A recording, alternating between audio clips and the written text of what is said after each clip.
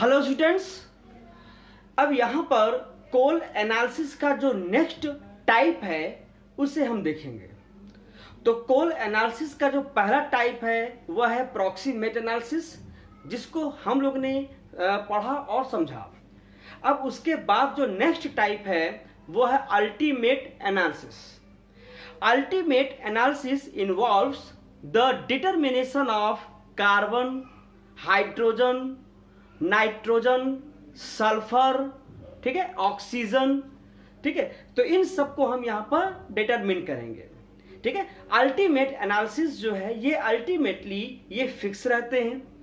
यहां पर उसका परसेंटेज हम उस कोल या फ्यूल में क्या करते हैं, निकालते हैं।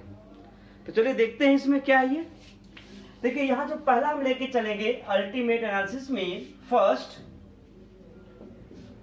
डिटर्मिनेशन ऑफ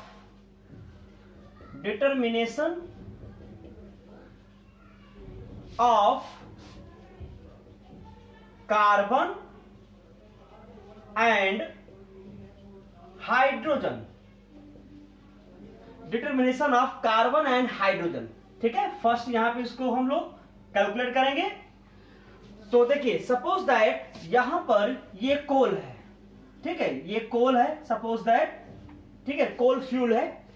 और हमने मान लिया, सपोज किया कि इसका जो मास है इस फ्यूल का x ग्राम है। कितना ग्राम है? x gram. यानी x ग्राम का हमने क्या लिया, यहां पर कोल सैंपल ले लिया। अब इस कोल में कार्बन भी है, हाइड्रोजन है, और भी एलिमेंट है, लेकिन हम यहां क्या डिटरमिन करेंगे, कार्बन और हाइड्रोजन, ठीक है। तो उसको लेके चलेंगे।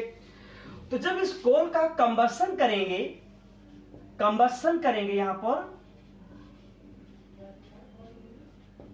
ठीक है, कंबशन किससे करेंगे, ऑक्सीजन के थ्रू। ऑक्सीजन में उसको बर्न करेंगे, ऑक्सीजन में उसको हम जलाएंगे। तो जितना कार्बन है वो किस फॉर्म में आ जाएगा, कार्बन डाइऑक्साइड। और इसमें जितना भी हाइड्रोजन है, कोल में जो हाइड्रोजन प्रेजेंट होगा वो किस फॉर्म में आएगा, H2O फॉर्म में। यानी कि कोल सैंपल का जब हम बर्न करेंगे ऑक्सीजन के प्रेजेंस में, तो कोल में प्रेजेंट जितने भी कार्बन हैं वो कार्बन डाइऑक्साइड के फॉर्म में आ जाएंगे, और जितने हाइड्रोजन हैं वो किस फॉर्म में आएंगे, वाटर के फॉर्म में आ जाएंगे, ठीक है। और फिर इनको हम एब्जॉर्ब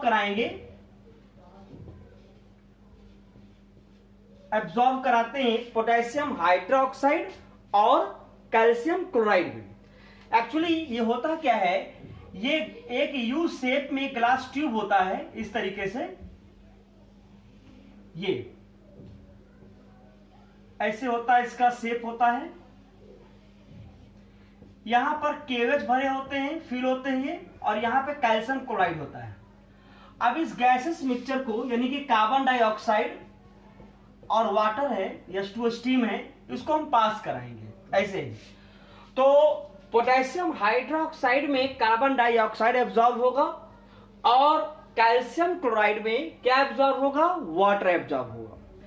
तो इससे क्या होगा कि पोटेशियम हाइड्रोक्साइड का वेट क्या होगा, इंक्रीज होगा जब इसको एब्जॉर्ब कर लेगा कार्बन डाइऑक्साइड को।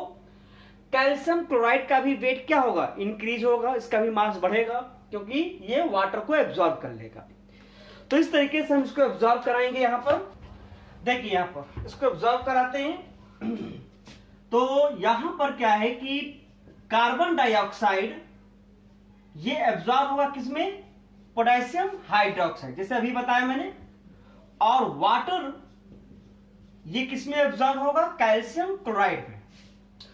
तो इस तरीके से पोटेशियम हाइड्रोक्साइड और कैल्शियम क्लोराइड का जो मास है वो इंक्रीज करेगा। तो इनके जो मास इंक्रीज करेंगे वो किसकी वजह से, ये CO2 और H2O के एब्जॉर्प्शन यानी एब्जॉर्ब करने की वजह से। तो हम कह सकते हैं कि increases in mass of KOH is equal to mass of CO2। तो हम मान लेते हैं, यहां पर सपोज करते हैं इट इज अ वाई ग्राम, यानी कि वाई ग्राम पोटेशियम हाइड्रोक्साइड का जो मास है वो इंक्रीज हुआ, या फिर y ग्राम क्या है, मास ऑफ CO2, कार्बन डाइऑक्साइड का मास है। ठीक ऐसे ही increases in mass of calcium chloride is equal to mass of H2O। तो सपोज दैट Z ग्राम, ये ले लिया हमने Z ग्राम। अब इसका कैलकुलेशन करते हैं। यहां पर देखिए, सिंस आपको पता है, यहां पर अगर कार्बन डाइऑक्साइड को देखें तो कार्बन डाइऑक्साइड में हाउ मेनी कार्बन, 1, यानी कि एक कार्बन डाइऑक्साइड के 1 मॉलिक्यूल में 1 कार्बन है। ठीक है, तो कार्बन डाइऑक्साइड का ग्राम मॉलिक्यूलर मास अगर देखिए तो इसका ग्राम मॉलिक्यूलर मास क्या होगा, 44 ग्राम, और इसका ग्राम एटॉमिक मास 12 ग्राम, 12 ग्राम। क्लियर है? अब यहां पर देखिए, since 44 gram of CO2 contain 12 gram of carbon, hence y gram of carbon dioxide contain y upon 44 into 12 gram carbon. Unitary method, simple unitary method से लेके चलेंगे। ठीक है, 1 में कितना होगा, फिर y ग्राम में कितना होगा, इस तरह से कैलकुलेट करेंगे। क्लियर हो गया? अब आप देखो, ये जो y ग्राम आपको जो कार्बन डाइऑक्साइड है वो कितने ग्राम कोल से आया है, ध्यान दीजिएगा। ये y ग्राम कार्बन डाइऑक्साइड कितने ग्राम कोल से आया हुआ है, x ग्राम कोल से आया हुआ है। क्लियर है? तो x ग्राम में कार्बन का मास कितना हो जाएगा, y/44 इंटू 12 ग्राम कार्बन। तो 100 में कितना होगा, तो वही आपका परसेंटेज आ जाएगा। ठीक, देखिए, since x gram of coal sample contain y/44 into 12 gram of carbon। ठीक है, 12 gram of carbon, hence 100 gram of coal contain, तो इसको अरेंज करके लिख रहा हूं मैं, 12/44 इंटू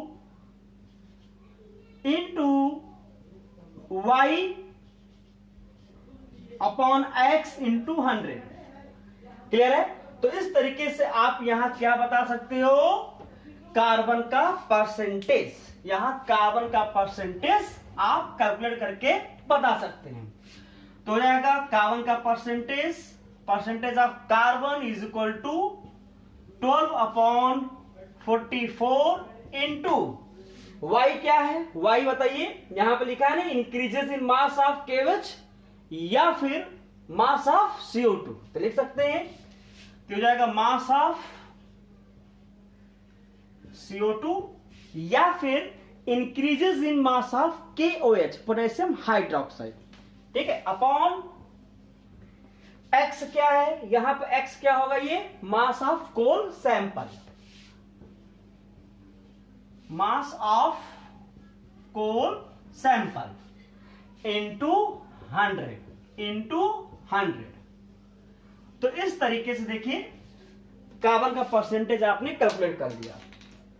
तो ये हो गया कार्बन का परसेंटेज। ठीक ऐसे ही हाइड्रोजन को भी कैलकुलेट कर सकते हैं। कैसे, देखिए यहां पे H2O की बात करें तो हाउ मेनी हाइड्रोजन एटम, 2, यानी कि 2 हाइड्रोजन है यहां पर, तो ये 2H हो गया। H2O का ग्राम मॉलिक्यूलर मास क्या होगा, 18 ग्राम, 18 ग्राम, 18 ग्राम। और हाइड्रोजन का ग्राम एटॉमिक मास कितने होंगे, 1 होता है। तो यहाँ हाइड्रोजन है कितने, 2 हैं, तो क्या हो जाएगा ये 2 ग्राम। ठीक है, अब आप देखिए जैसे मैंने कार्बन डाइऑक्साइड का केस लिया कि 44 gram of CO2 contain 12 gram of carbon, ठीक वैसे ही आपका क्या हो जाएगा 18 gram of water contain 2 gram of hydrogen. बिल्कुल वैसा ही मेथड है, बस जहां जहां 44 है वहां पे क्या हो जाएगा 18 हो जाएगा, और जहां 12 है वहां क्या हो जाएगा 2 हो जाएगा। ठीक है, बिल्कुल वैसे ही है, और जहां Y है वहां क्या हो जाएगा Z हो जाएगा। तो ऐसे ठीक ऐसे ही आप निकाल सकते हो हाइड्रोजन का परसेंटेज। तो क्या हो जाएगा 2/18 इनटू, तो Y यहां पे क्या आएगा Z आएगा, जहां Y है वहां पे Z आ जाएगा। तो Z क्या है, increases in mass of calcium chloride, या फिर mass of H2O, mass of H2O upon mass of coal into 100। देख लीजिए ऐसे हाइड्रोजन का क्या होगा परसेंटेज कैलकुलेट हो जाएगा। बहुत आसान है यहां पर, बस इसी तरीके से आप इसको कैलकुलेट करके बताएंगे। ठीक है, अब इसके बाद देखते हैं नेक्स्ट नाइट्रोजन का कैसे यहां पे परसेंटेज निकालते हैं। नेक्स्ट यहां पर डिटर्मिनेशन ऑफ नाइट्रोजन। तो यहां पर नाइट्रोजन को हम लोग जेल्डाल मेथड से डिटरमिन करेंगे। जेल्डाल मेथड से ही यहां पर हम आपके सिलेबस में है तो इसी से करेंगे। तो नाइट्रोजन का डिटरमिनेशन 2 तरीके से करते हैं, एक तो जेल्डाल मेथड्स हो गया और दूसरा है ड्यूमास मेथड्स। तो ड्यूमास मेथड्स आपके सिलेबस में नहीं है, केवल क्या है जेल्डाल मेथड्स, उसी से ही नाइट्रोजन का परसेंटेज यहां पर कैलकुलेट करेंगे। देखिए क्या है ये, सपोज दैट ये आपका कोल है, लीजिए कोल सैंपल, ठीक है। अब इसका मास आपने ले लिया, suppose that mass of coal sample x gram, यानी x ग्राम का कोल सैंपल है, ठीक है। अब इसमें जो नाइट्रोजन है इसका हमें परसेंटेज निकालना है, जितना भी नाइट्रोजन इसमें प्रेजेंट है। तो किस मेथड से, जेल्डाल मेथड से हमें करना है, ठीक है। जेल्डाल मेथड्स लिखा हुआ है, कहीं कहीं पर इसे कैल्डाल मेथड्स भी बोलते हैं, ठीक है। यहां पर देखिए इस मेथड में करते क्या है, यहां पर H2SO4 sulphuric acid plus K2SO4 potassium sulphate, CuSO4 copper sulphate के साथ क्या करेंगे, हीट करेंगे, ठीक है। जब इसको हम यहां पर हीट करते हैं तो अच्छा किसमें करेंगे हीट, हम इसको हीट करते हैं जेल्डाल फ्लास्क में, एक जेल्डाल फ्लास्क होता है उसमें करते हैं, ठीक है। थोड़ा सा हम यहां लिख दे रहे हैं, इन जेल्डाल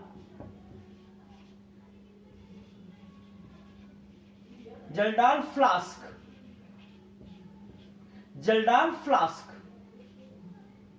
ठीक है, उसमें इसको हीट करेंगे, जिससे कि हमें यहां पर क्या ऑब्टेन होता है, यहां पर क्लियर सॉल्यूशन यहां पर मिलता है। और इस क्लियर सॉल्यूशन में कोल में प्रेजेंट जितना भी नाइट्रोजन है वो किस फॉर्म में आ जाएगा, वो आ जाएगा अमोनियम सल्फेट के फॉर्म में, आ जाएगा, ठीक है। यानी कोल सैंपल है, कोल सैंपल को sulphuric acid, potassium sulphate, copper sulphate के साथ क्या किया, कोल को हीट किया, किसमें हीट किया, जेल्डाल फ्लास्क में किया। और उस जेल्डाल फ्लास्क में जब उसको हीट करेंगे तो आपको क्या मिलेगा, क्लियर सॉल्यूशन मिलेगा। और फिर उस क्लियर सॉल्यूशन में जितने भी नाइट्रोजन हैं वो किस फॉर्म में मिलेंगे आपको, अमोनियम सल्फेट के फॉर्म में मिलेंगे। इसके बाद हम इसको excess of sodium hydroxide NaOH के साथ इसको हम हीट करेंगे, ठीक है, एक्सेस NaOH के साथ हीट करेंगे। तो इसमें जो प्रेजेंट अमोनियम सल्फेट है यानी कि क्लियर सोल्यूशन में जो अमोनियम सल्फेट है वो सब किस में आ जाएंगे, अमोनिया के फॉर्म में आ जाएंगे। अमोनिया के फॉर्म में ये लिबरेट होना शुरू करेंगे, निकलना शुरू कर देंगे। तो यहां पे जब सभी अमोनिया निकल जाएंगे तो हम उसको डिस्टिल्ड कर लेंगे, उसको कूल डाउन कर लेंगे। ठीक है, तो यहां से देखिए कोल से लेकर अमोनिया के बनने तक, यानी फिर समझिएगा, कोल से लेकर अमोनिया के बनने तक का ये जो पूरा प्रोसेस है इट इज जेल्डाल मेथड्स। यानी जेल्डाल मेथड से यहां अमोनिया हमने क्या किया, निकाल लिया। ठीक है, जेल्डाल प्रोसेस से। अब इसमें हम क्या कैलकुलेट करेंगे, नाइट्रोजन। ठीक है, तो इसके बाद हम इसको एब्जॉर्ब कराएंगे, यहां से कर रहे हैं इसको एब्जॉर्ब,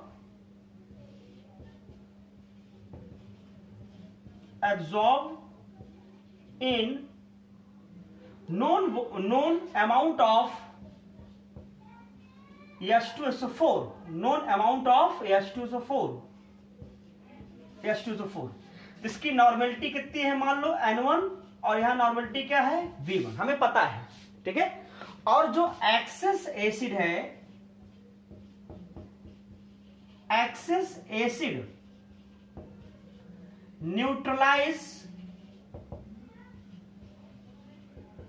न्यूट्रलाइज्ड बाय NaOH।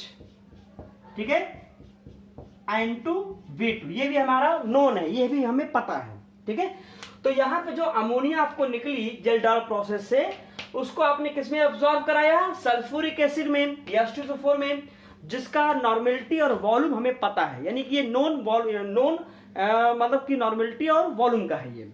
फिर जो हमारा एसिड एक्सेस में बच गया था, अगर नहीं बचता है, ठीक है, अगर ये पूरा पूरा अमोनिया एब्जॉर्ब कर लेता है, ये पूरा पूरा न्यूट्रलाइज हो जाते हैं, तो फिर यहाँ NaOH की कोई जरूरत नहीं है। लेकिन इसको एब्जॉर्ब करने के बाद अगर यहाँ पे H2SO4 हमारा बच जाता है, या H2SO4 का कुछ वॉल्यूम या उसका एक्सेस में आ जाता है, तो हम उसको न्यूट्रलाइज करते हैं किससे, NaOH के साथ। ठीक है, यानी कि न्यूट्रलाइज्ड, यानी एक्सेस एसिड, जो हमारा एसिड बढ़ गया है, excess acid neutralized by NaOH। ठीक है, और ये हमेशा लॉ ऑफ इक्विवेलेंट को फॉलो करेंगे। तो लॉ ऑफ इक्विवेलेंट में क्या होता है, देखिए, equivalent of base is equal to equivalent of acid. हमेशा न्यूट्रलाइजेशन इसी प्रोसेस में इक्वल में होगा। देखिए, अमोनिया हमारा क्या है, बेस है, और H2SO4 क्या है, एसिड है। तो ये दोनों क्या है, अगर इक्वल में है तो फिर न्यूट्रलाइज हो जाएंगे। इनमें से अगर मान लो H2SO4 एक्सेस में है तो ज्यादा हो गया, और ये बेस कम है, तो ये पूरा पूरा क्या करेगा, ये इसमें एब्जॉर्ब होकर न्यूट्रलाइज हो जाएंगे।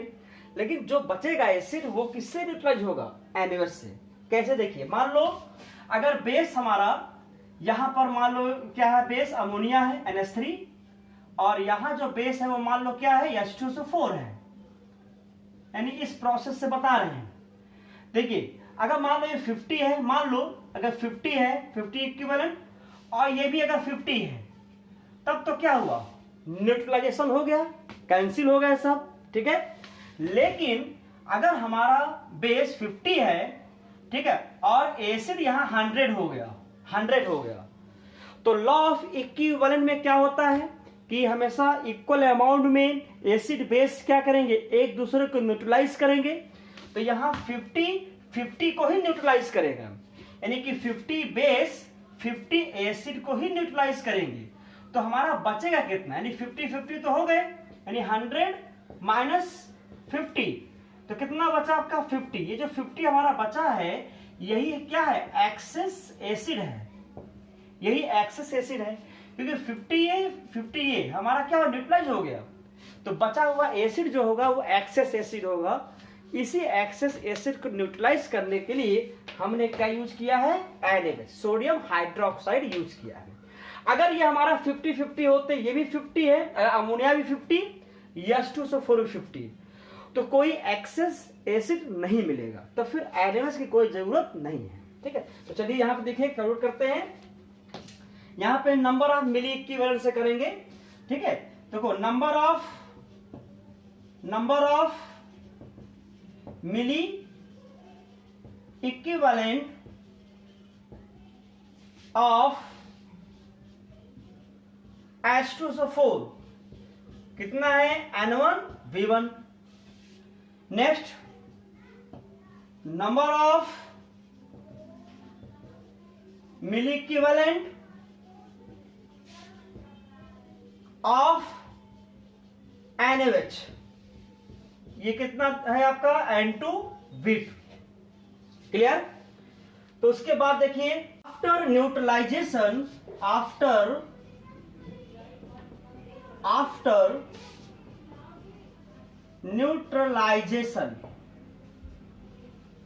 न्यूट्रलाइजेशन, ठीक है, यानी जो हमारा एक्सेस NaOH है, यानी सॉरी एक्सेस एसिड है H2SO4 है, वो NaOH से क्या होगा, न्यूट्रलाइज होगा।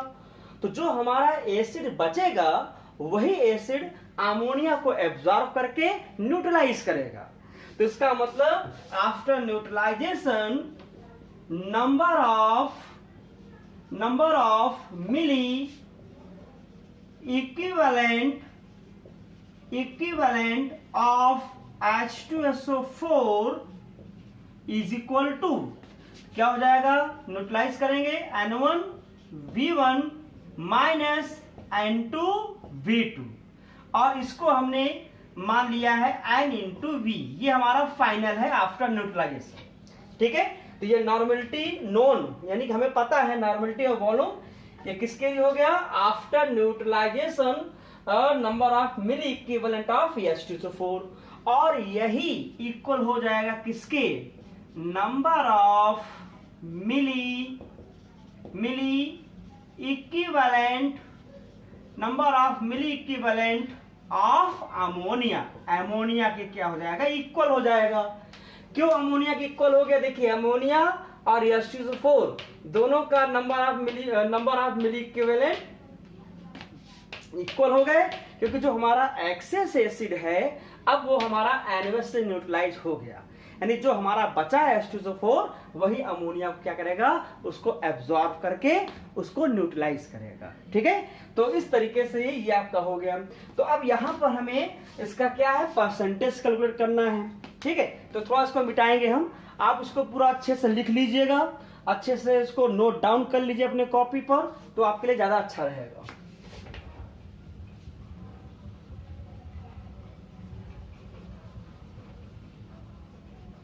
देखिए, आपको पता है कि यहां पर नंबर ऑफ मिली इक्विवेलेंट क्या होता है। यहां पर देखिए नॉर्मलिटी का फॉर्मूला आपने पढ़ा है, तो यहां पर देखिए W/E into 1000 equal to N into V, यही होता है क्या, number of milli equivalent,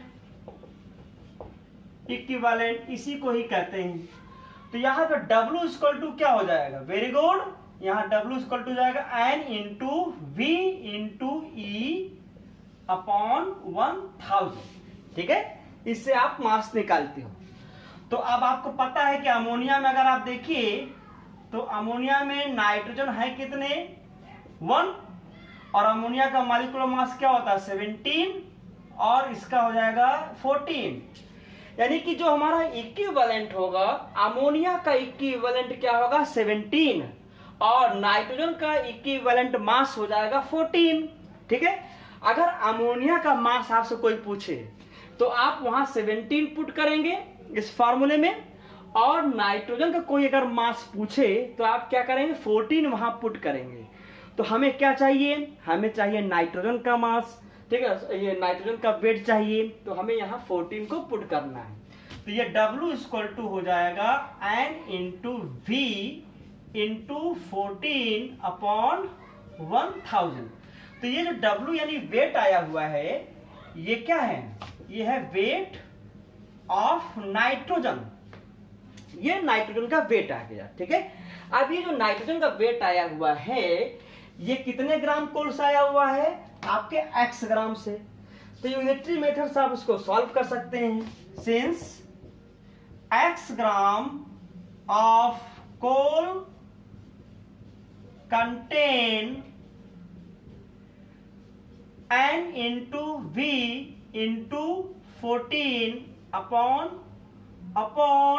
1000 gram of nitrogen, यानी इतने ग्राम नाइट्रोजन है। तो 100 में बताइए कितने रहेंगे? 100 ग्राम ऑफ कोल कंटेन यहां पर N into V into 14 upon X into 1000 और यहां इंटू 100, ठीक है, अपॉन 1000 इंटू 100। तो यही आपका क्या है? नाइट्रोजन का परसेंटेज। बहुत ही आसान तरीके से मैंने आपको बताया है, इसमें कोई भी आपको कंफ्यूजन नहीं होना चाहिए। तो इस तरीके से नाइट्रोजन का परसेंटेज आप यहां पर सॉल्व कर लेंगे।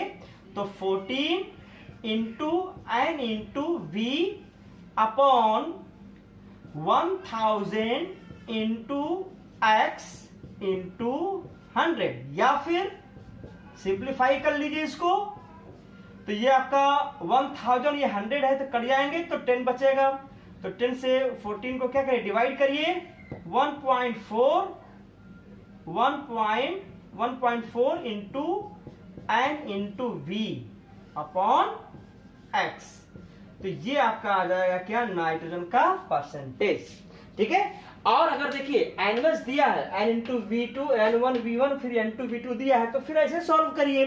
तो N इंटू V इस तरीके से आफ्टर न्यूट्रलाइजेशन के बाद यहां पे आ जाएगा। अगर मान लो हमारा H2SO4 एक्सेस में नहीं है, ठीक है, यानी कि यहां पर न्यूट्रलाइज करने के लिए, एक्सेस एसिड को न्यूट्रलाइज करने के लिए अगर NaOH नहीं दिया है, ठीक है, ये नहीं है, ठीक है, ये आपको नहीं दिया है, ठीक है, तो फिर आपका जो एसिड होगा N1V1, यही हमारा एसिड क्या बन जाएगा? N इंटू V बन जाएगा। जो यहाँ पे आपने सब्ट्रैक्ट करके, यहाँ पे जो आपके माइनस करके न्यूट्रलाइजेशन के बाद जो N इंटू V था, अब वो डायरेक्ट आपका N1V1 ही क्या है? N इंटू V हो जाएगा, ठीक है। और अगर एक्सेस एसिड है, अगर न्यूट्रलाइजेशन हो गया है, तब तो ठीक है, इसे लेके चलिए N इंटू V यहाँ पर रख दीजिए। और अगर NaOH नहीं दिया है न्यूट्रलाइज करने के लिए, तब उस केस में जो हमारा एसिड का वॉल्यूम और नॉर्मेलिटी होगी, वही हमारा N इंटू V हो जाएगा, ठीक है। तो एक न्यूमेरिकल में लगवा दे रहा हूं छोटा सा, आपको समझ में आ जाएगा, ठीक है। नेक्स्ट यहां पर जेल्डान मेथड से नाइट्रोजन का परसेंटेज कैसे निकालते हैं, उसका यहां पर एक छोटा सा न्यूमेरिकल देखते हैं। देखिए न्यूमेरिकल में यहां पर 3.12 gram of the coal was Kjeldahlised and ammonia gas thus evolved was absorbed in 50 ml of 0.1 N H2SO4। First of after absorption, यानी एब्जॉर्प्शन के बाद, आफ्टर एब्जॉर्प्शन द एक्सेस या रेसिडुअल एसिड, जो हमारा एसिड बच गया है, acid required 12.5 ml of 0.1 N, इसकी नॉर्मेलिटी ये है 0.1 N NaOH, ठीक है, फॉर एग्जैक्ट न्यूट्रलाइजेशन, ठीक है, यानी कि जो हमारा एक्सेस एसिड है उसको न्यूट्रलाइज करने के लिए 12.5 ml ऑफ 0.1 N NaOH की क्या हुई? जरूरत पड़ी, ठीक है। Determine the percentage of nitrogen in the sample of coal, ठीक है। मैंने बताया यहाँ पर कि जो एक्सेस एसिड होगा वह क्या होगा? न्यूट्रलाइज होगा NaOH से, ठीक है। तो यहाँ पर सॉल्व करते हैं इसका सॉल्यूशन। देखिए तो number of milli equivalent of H2SO4, तो क्या बताया था हमने? N1V1, ठीक है, यही आपको फिर से लिख दे रहा हूं, N1V1। तो नॉर्मेलिटी कितनी दी है? 0.1 इंटू वॉल्यूम कितना है? 50, ये 50 वॉल्यूम और 0.1 N नॉर्मेलिटी है। ऐसे ही बेस का देखिए NaOH का number of milli equivalent of NaOH, यानी कि N2V2, जैसा मैंने बताया था प्रोसेस में, इसकी नॉर्मेलिटी 0.1 इंटू वॉल्यूम 12.5, इसको सॉल्व कर लीजिए। ये आएगा 5.0 और ये आ जाएगा 1.25। After neutralization number of milli equivalent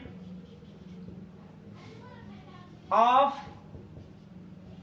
H2SO4 is equal to, वही माइनस कर देंगे इसको, 5.0 माइनस 1.25, इसको सॉल्व करने पर कितना आएगा 3.75। ठीक है, आप न्यूमेरिकल्स जो भी कैलकुलेशन है ये आप अपने से भी कर लीजिए। ठीक है, तो इस तरीके से ये आ गया n इंटू वी आ गया। तो अब यहां पे मैंने फॉर्मूला क्या बताया था नाइट्रोजन के परसेंटेज का, 1.4 into n into V upon x क्या है, मास ऑफ कोल, ये दिया हुआ है। तो रख दीजिए, पूरा फाइनल फार्मूला है ये, 1.4 इंटू n इंटू वी कितना आया 3.75 अपॉन 3.12, पूरा सॉल्व करेंगे तो ये आपका आ जाएगा 1.683%। तो ये आपका आ गया फाइनल इसका आंसर। तो इस तरीके से यहां पर इसको सॉल्व करेंगे। अगर क्वेश्चन में अगर यहां पर एक्सेस जो एसिड है, यानी कि excess acid required 12.5 ml of 0.1 NaOH, अगर ये ना दिया हो, ठीक है, तो फिर हमारा ये जो दिया हुआ है H2SO4 के लिए, ये जो H2SO4 का ही दिया हुआ है, यही फिर हमारा N इंटू वी हो जाएगा। ठीक है, तो फिर यहां पर आपको न्यूट्रलाइजेशन करने की जरूरत नहीं है। तो यही जो H2SO4 की नॉर्मेलिटी और वॉल्यूम होगी, वही अमोनिया की नॉर्मेलिटी और वॉल्यूम हो जाएगा according to law of equivalent. ठीक है, तो इस तरीके से आप न्यूमेरिकल यहां पर सॉल्व करेंगे, इसी बेस पर ही सॉल्व करेंगे। चलिए नेक्स्ट देखते हैं। यहां पर नेक्स्ट यहां पर जो थर्ड नंबर पे है डिटर्मिनेशन ऑफ सल्फर। तो यहां पर हम लोग सल्फर को डिटरमिन करेंगे। ठीक है, देखिए सपोज दैट ये कोल है, जैसा हम लेते हुए चले हैं कोल। ठीक है, अब कोल में जो सल्फर है इसको हम लोग डिटरमिन करेंगे। ठीक है, तो इसका mass, suppose that mass of coal कितना लिया आपने, x ग्राम। देखिए जब सल्फर का हम यहां कंबसन करेंगे, इसका जब हम कंबसन करेंगे एयर के प्रेजेंस में, तो जितना सल्फर है वो किस फॉर्म में आ जाएगा, SO4 2 माइनस सल्फेट आयन के फॉर्म में आएगा। ठीक है, यानी कि जो सल्फर हम इसको जो कंबसन कराते हैं, उसके बाद उसको हाइड्रोक्लोरिक एसिड में एब्जॉर्ब कराते हैं, तो हमारा यहाँ सल्फेट आयन यानी कि H2SO4 के फॉर्म में मिलता है। और फिर इस सल्फेट आयन को हम बेरियम क्लोराइड के साथ ट्रीट कराएंगे, बेरियम क्लोराइड। तो जितना सल्फेट है वो आ जाएगा किसमें, बेरियम सल्फेट के फॉर्म में। ये इजीली आसानी से प्रेसिपिटेट हो जाएगा, नीचे आ जाएगा। यानी कि कोल में प्रेजेंट सल्फर को हम यहां सल्फेट के फॉर्म में आपके क्या करेंगे, डिटरमिन करेंगे, उसको कैलकुलेट करेंगे। ठीक है, तो आप देखिए यहां पर बेरियम सल्फेट में सल्फर है कितने, how many, equivalent to 1 sulphur. Barium sulphate का मॉलिक्यूलर मास यहां क्या होता है, 233 ग्राम मॉलिक्यूलर मास, 233 ग्राम। और सल्फर का एटॉमिक मास क्या होता है, 32। सल्फर का एटॉमिक मास 32। तो आसानी से इसको हम कैलकुलेट कर सकते हैं, जैसे बाकी सब किया है, कार्बन, हाइड्रोजन, नाइट्रोजन, इसको भी वैसे ही हम कैलकुलेट कर सकते हैं। तो डायरेक्ट मैं लिख दे रहा हूं, percentage of sulphur is equal to 32 upon 233 into mass of barium sulphate जो यहां पे प्रेसिपिटेट हुआ था, ये upon mass of coal into 100। तो इस तरीके से सल्फर को यहां पर हम डिटरमिन करेंगे। ठीक है, ठीक, तो अब नेक्स्ट देखते हैं हाइड्रोजन का कैसे करते हैं। यहाँ पर हाइड्रोजन अगर है तो नेक्स्ट यहाँ पर हाइड्रोजन को डिटरमिन करेंगे, हाइड्रोजन का परसेंटेज निकालेंगे। एक्चुअली इसमें जो मेथड यूज करते हैं हम वो है कैरियस मेथड। तो कैरियस मेथड से हाइड्रोजन को यहाँ पर हम लोग कैलकुलेट करते हैं। तो उस कैरियस मेथड में कोल में प्रेजेंट जितने हाइड्रोजन हैं वह सिल्वर हैलाइड के फॉर्म में आ जाएंगे, और सिल्वर हैलाइड के फॉर्म में आएंगे तो उसी से ही हम हाइड्रोजन को कैलकुलेट करेंगे। ठीक है, तो देखिए यहाँ पर AgX, ठीक है, ये सिल्वर हैलाइड है। अब इस सिल्वर हैलाइड में हाइड्रोजन यहाँ पर 1 है, तो अब इसका जो हम लेके चलेंगे वो क्या लेके चलेंगे, मॉलिक्यूलर मास। ये हो जाएगा इसका मॉलिक्यूलर मास, और इसका लेके चलेंगे क्या, एटॉमिक मास। एटॉमिक मास जहां पे X क्या है आपको पता है, हाइड्रोजन, क्लोरीन, ब्रोमीन और आयोडीन, ये आपका हाइड्रोजन हो गया। ठीक है, अब इसको कैलकुलेट कैसे करेंगे, इसका percentage of hydrogen is equal to atomic mass, जैसे आपने किया है कार्बन, हाइड्रोजन, नाइट्रोजन, सल्फर में एटॉमिक मास पहले ऊपर रहता है, ये atomic mass of X upon molecular mass of AgX silver halide into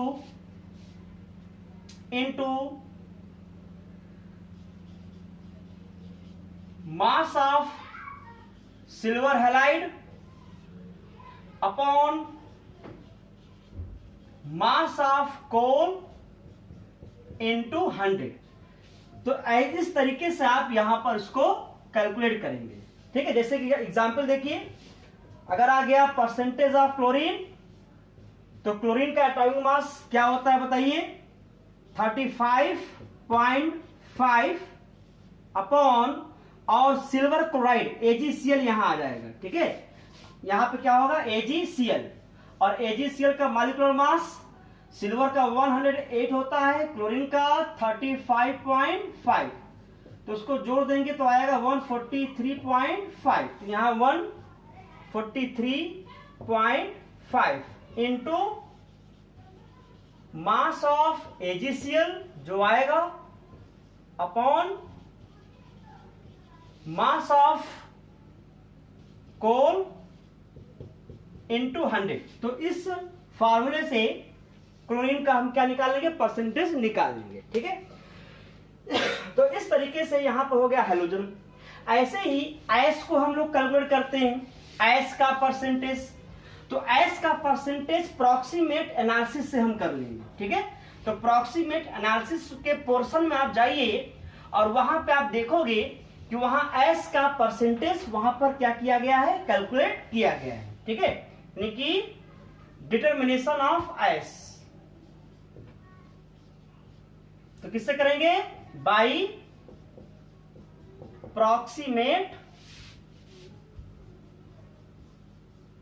analysis. ठीक है, अब उसके बाद लास्ट है डिटर्मिनेशन ऑफ ऑक्सीजन, जो कि बहुत ही आसान है।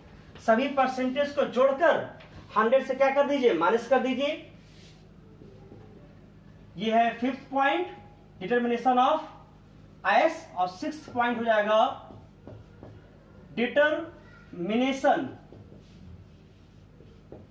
डिटर्मिनेशन ऑफ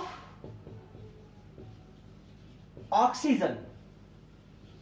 तो क्या हो जाएगा, percentage of oxygen is equal to 100 minus percentage of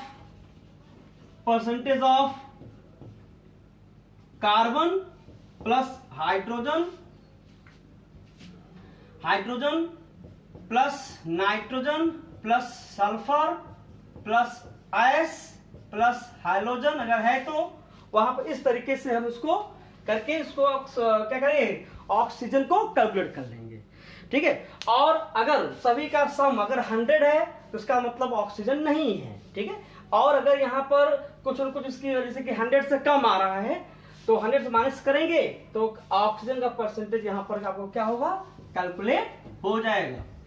तो इस तरीके से अल्टीमेट एनालिसिस से हम carbon, hydrogen, nitrogen, sulphur, oxygen, hydrogen, S, इन सब का हम लोग क्या करते हैं, डिटर्मिनेशन करते हैं। ठीक है, ओके, थैंक यू।